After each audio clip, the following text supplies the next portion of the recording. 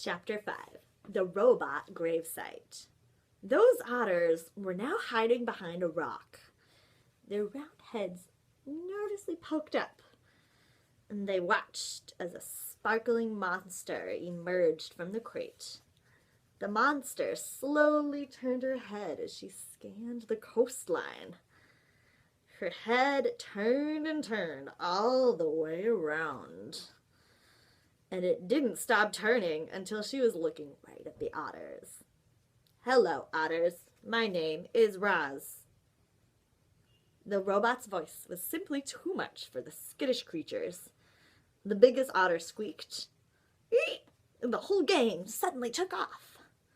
They galloped back across the robot gravesite, flopped into the ocean, and raced through the waves as fast as they could. Roz watched the otters go, but her eyes lingered on those sparkling objects along the shore. The objects looked strangely familiar. The robot swung her left leg forward, then her right. Then just like that, she was taking her very first steps.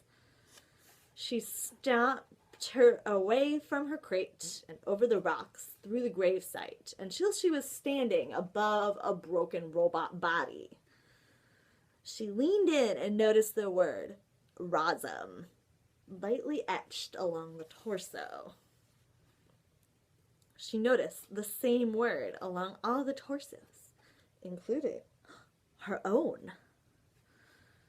Roz continued exploring the gravesite until a playful little ocean wave splashed water all over the rocks.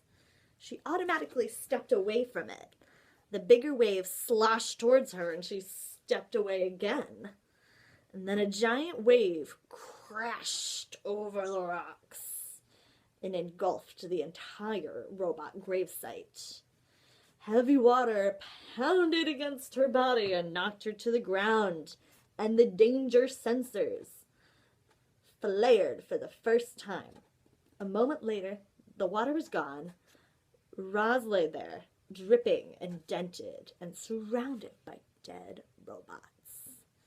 Roz could feel her survival instincts, part of her computer brain that made her want to avoid danger and take care of herself so she could continue functioning properly.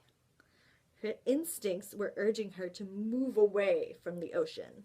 She carefully got to her feet and saw that high above the shore, the land was bursting with trees and grass and flowers.